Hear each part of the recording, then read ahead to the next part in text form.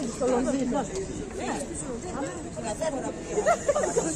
που μου ζητάς να γράψω 2 λόγια για την κατάσταση στη Γάζα, σου απαντώ αμέσως. Αυτή τη φορά σιώπησα για μέρες.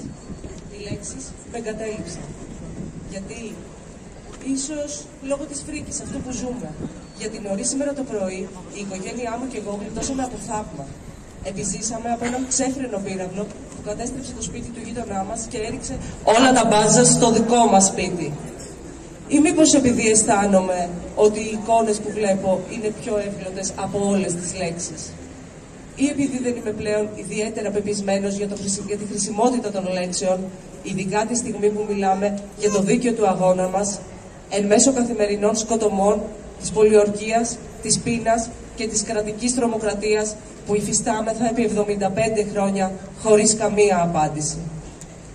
Φίλε μου, χθες οι Ισραηλινές δυνάμεις κατοχής βομβάρδισαν το νοσοκομείο των βαπτιστών στη Γάζα και μέχρι στιγμής περισσότεροι από 500 άνθρωποι έχουν χάσει τη ζωή τους.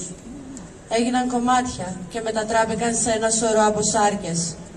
Ως άνθρωποι του θεάτρου γνωρίζουμε ότι μία από τις πιο σκληρές τραγωδίες είναι η Αντιγόνη του Σοφοκλή, στην οποία ο βασιλιάς Κρέοντας αρνείται να θάψει τον αδερφό της Αντιγόνης και στη συνέχεια ο διάλογος μεταξύ τους περιστρέφεται γύρω από το τι σημαίνει να είσαι άνθρωπος, τι σημαίνει αξιοπρέπεια, αξίες και δικαιώματα, ακόμη και μετά το θάνατο.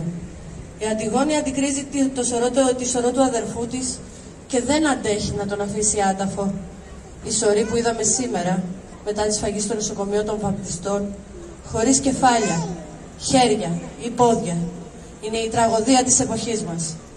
Στα χαλάσματα του νοσοκομείου, μια ηλικιωμένη γυναίκα απευθύνθηκε σε έναν νοσηλευτή και του είπε: «Γε μου, δώσε μου αυτό το χεράκι που είναι πεσμένο εκεί».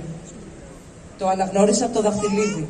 Είναι το χέρι της κόρης μου, που στηρίχτηκα το πρωί όταν με βοήθησε να καθίσω στην καρέκλα για να δω τις ειδήσεις. Αυτό το χεράκι που μου άνοιξε την τηλεόραση. Με χαιρέτησε και μου φίλησε το χέρι πριν φύγει. Αυτό το χέρι που πάντα με αγκάλιαζε και μου χάιδευε τον ώμο. Εκείνο το χέρι που χτένιζε τα μαλλιά μου και έκοβε τα νύχια μου. Από αυτό το χέρι, γέ μου, αντλούσα κουράγιο και δύναμη στις ύστερες μέρες μου. Άφησέ με να του δώσω το στερνό μου φιλί για να σταματήσω να αναζητώ το σώμα της κόρης μου. Φίλε μου, δεν ξέρω τι άλλο να γράψω.